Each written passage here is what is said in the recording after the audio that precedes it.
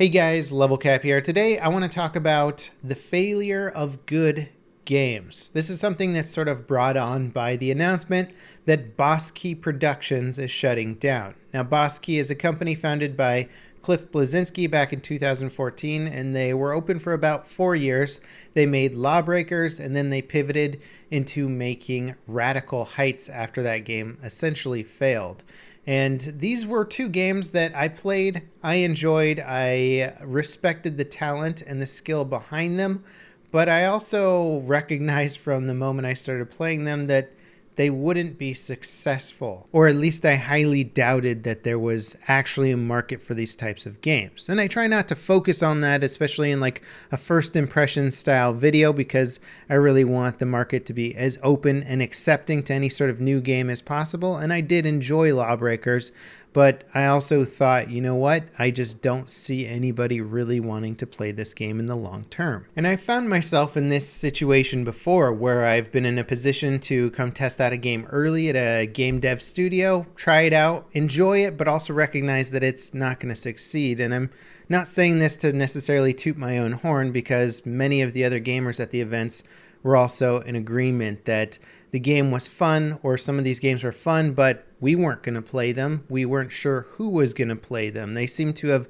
grossly miscalculated the amount of interest behind certain games. And I feel like Lawbreakers is a prime example of that. This is the sort of modern update on an arena shooter. And not is it just a modern update with good graphics and high production quality, but it's also got a budget behind it, a decently sized dev team, and they were trying to sell the game for money rather than making it a free-to-play style game. And this is something that I feel like even the other free-to-play arena shooter reboots like Quake Champions or the Unreal game that's out, those are free-to-play and they're still not doing that well. They don't have a huge dedicated player base. There's a few people that like to hop on and play them, but there just isn't the same market or the same interest that there used to be. Currently, the gaming market is absorbed in tactical shooters and battle royales right now, or giant shooters that have vehicles and weapons and tons of infantry in them.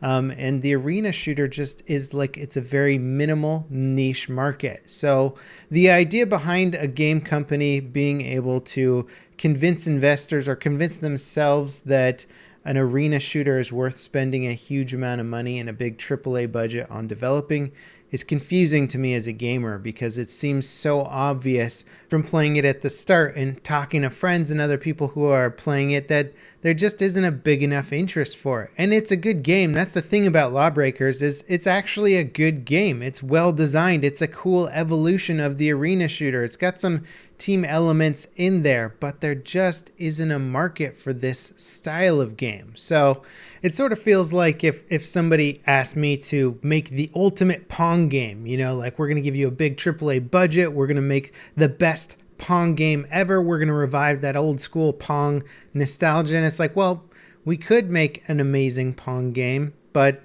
even if it was the greatest Pong game ever made or ever will be made, there just isn't going to be a big market behind it, interested in it. And I feel like that's largely what happened here. And again, part of me wants to analyze why these kinds of things can happen. Why do game developers spend years of their lives on projects that could easily be seen as failures from the start? And speaking from my own personal limited experience in the gaming industry, and then far more time as a YouTuber and somebody who is plugged into gaming every day and what's popular and what's trending, I feel like right now as a gamer and YouTuber, I'm far better equipped to determine the success or failure of new game concepts than I ever was when I was working on games. Because when you're working on games, inevitably you're spending most of your time actually building games rather than playing games.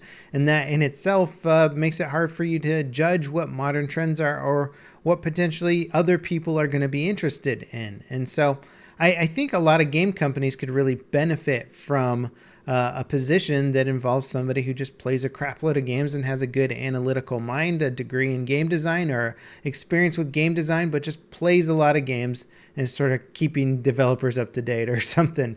Because right now the game industry is very much a meritocracy. You get a lot of guys who are older, who don't play quite as many games, but they've put in their time. They've proven themselves on many sort of production level positions, but they just don't play the games quite as much. And you notice that even in my favorite games with like Battlefield, you got people making big decisions who don't play games quite as much as they used to, aren't as good at games as they used to be, and therefore you start seeing these sort of outdated or foolish decisions that you're wondering, how did a big studio with all this money and research and talent make this ridiculous decision? And I think a lot of that comes down to the failed design structure of the game industry right now, which is putting people in charge who are probably a little bit burnt out on modern gaming or are a bit disconnected with what the modern gaming audience actually wants. Now let's transition into Boss Key's second failed title, Radical Heights. Again, a game that started off with decent production quality. Sure, it was released in extreme early access, so there's literally sections of the game that weren't finished. But you saw the skill, the talent behind it, and the evolution of some of the basic battle royale concepts. This game was basically, seems like a reaction to their first game failing and wanting to jump on that battle royale cash train, if you will. And although I will admit that the battle royale market is a little bit more difficult to predict since it's so quickly changing and growing, the Radical Heights game made a weird aesthetic choice, which was to theme the entire game like it was in the 80s, which clearly isn't for everyone. I feel like if you're a huge fan of like The Running Man and you grew up with that movie and watched it like 10 times, you might be like, oh yeah, Radical Heights, this reminds me totally of The Running Man. But if you have no recollection or you never saw that movie and you're not really sure what the deal is with the 80s aesthetic, the game sort of pigeonholed itself into an aesthetic choice that may have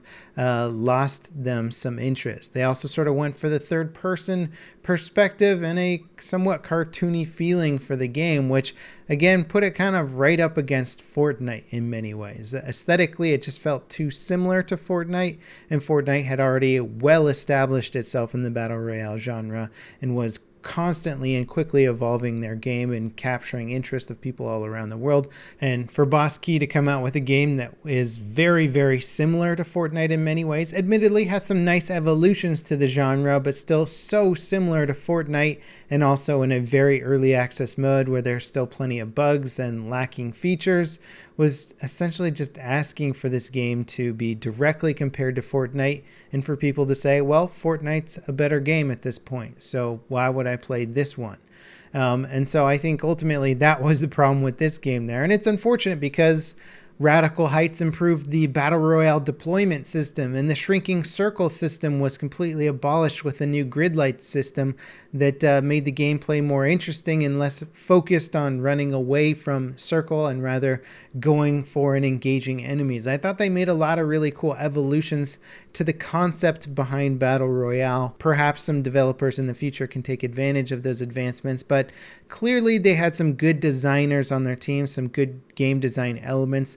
They ultimately just failed on the larger conceptual level, and that's just really unfortunate. And staying within the realm of decently designed games that were just completely missing the market or failing to understand the market, Battalion 1944 was sort of a reboot of the classic Call of Duty esports scene. Basically, they're trying to recreate that game concept and improve upon it, and I feel like they nailed a lot of things with the gunplay, made a lot of things fun. Sure, it had a ways to go, but, and despite what the Reddit community might tell you, the game failed because there's no interest in that specific genre. People who are moderately interested in that genre said that the game just didn't deliver on some of the cool things that the original COD esports games did, and that's why it failed. But really, I mean, really, it failed because there just isn't a big enough market for people who want to play the old school COD esports title. I think there's a somewhat popular but ultimately flawed concept in that Our best days of gaming are in the past. A lot of people played these old games, loved them, loved the purity of them, the simplicity of them, and not being overburdened with these extra complex systems.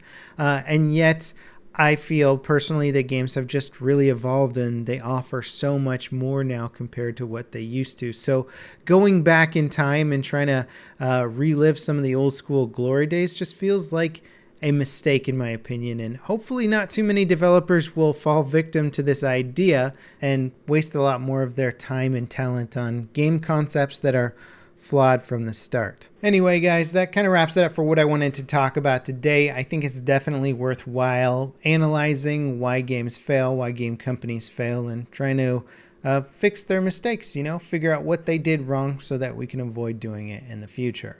As always, thanks for watching, guys, and I'll see you next time. This is Level Cap, signing off.